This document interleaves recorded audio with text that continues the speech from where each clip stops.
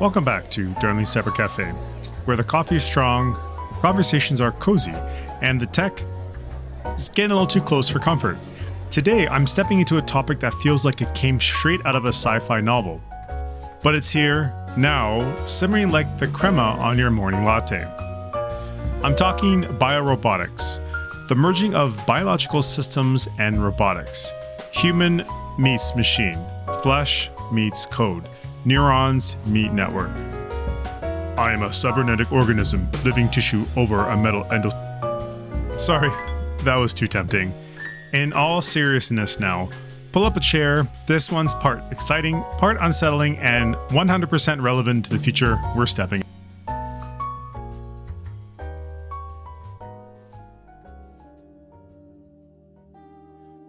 Let's start with the good stuff. The warm foam. Because honestly, biorobotics is doing some incredible things for human beings. Think about Neuralink, the most headline-friendly example. A chip stitched directly onto your brain, reading neural signals, letting people with paralysis move a cursor, type messages, even control a robotic arm, just through thought. Life-changing, dignity-restoring, goosebump-level science. Then you got companies like Open Bionics. They are building lightweight robotic prosthetics that respond to real muscle signals. Synchron. They are developing neural implants that don't require removing parts of the skull, a safer route to brain-computing interfacing. MIT's Biohybrid Robotics, where organic muscle cells power tiny machines that move more naturally than traditional motors. So, what's the big picture here? We are headed toward restoring sight, restoring mobility, restoring communication, even restoring autonomy to people who thought they lost it forever. In the cafe world, this is like finally upgrading to that perfect espresso machine. Nothing short of revolutionary.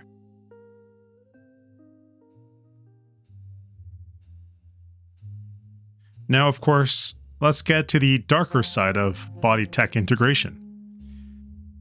Because when we interconnect the human body with technology, we're no longer just talking about phones in pockets or smartwatches on wrists. We're talking about technology inside of us, technology reading us, technology writing to us. This is a whole new category of risk. The more connected something is, the more vulnerable it becomes. And when that something is the human body, the stakes aren't files or data anymore. The stakes are you. So let's imagine a world where your neural implant gets a software upgrade that goes wrong. A cybersecurity vulnerability is discovered in a prosthetic limbs control system.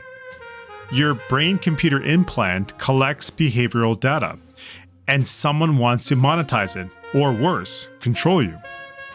And lastly, a cyber criminal decides you are the target, not your laptop. This is where the cafe cup starts shaking a little bit in your hands. For decades, cybersecurity professionals protected systems, networks, and databases. Now, we may have to protect people, literally, their biological functions, from ransomware, data leaks, manipulation, and unauthorized influence. I know it sounds dramatic, but the tech is real enough that and ethics boards are already planning for these scenarios. Because once you fuse biology with robotics, hacking becomes more than inconvenient. It becomes physical and mental.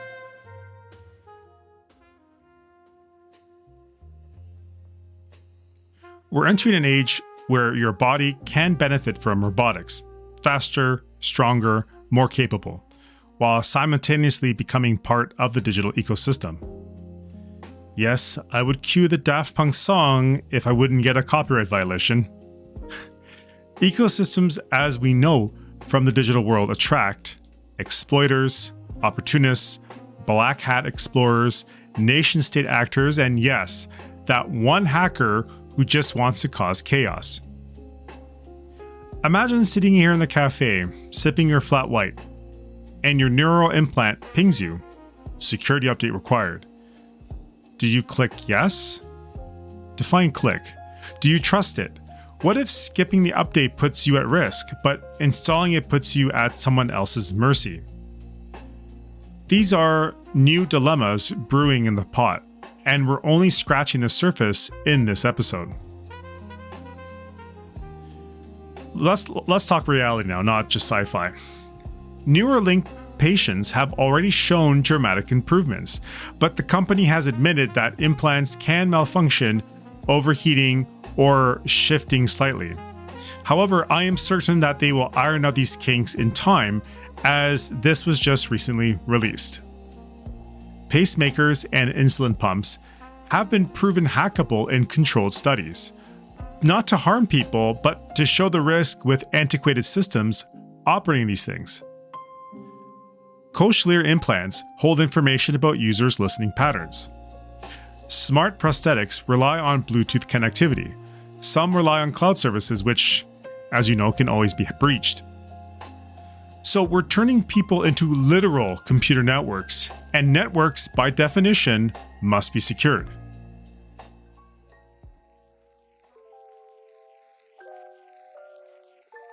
So what do we do next? Honestly, we sit down, we sip something warm, and we start getting proactive. What else do you expect from sitting in my cafe?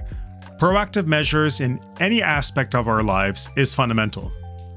If the future of humanity is intertwined with robotics, then cybersecurity isn't just a tech industry issue. It becomes a civil rights issue, a human safety issue, and a societal resilience issue. Who will control this? The government? How far are we willing to go? I certainly do not want to get into political framework here. However, here is what we'll need in the logical and practical steps to move forward. Ethical frameworks, secure implant architectures, standardized encryption protocols, clear laws around data ownership, emergency disconnect modes, and cybersecurity teams trained not just on servers, but on cyber physical systems and the psychological effects that they can have on the users. Imagine needing an antivirus for your arm, or a firewall for your thoughts. I could use one. It sounds wild, but so did brain chips before Neuralink started live streaming brain signals.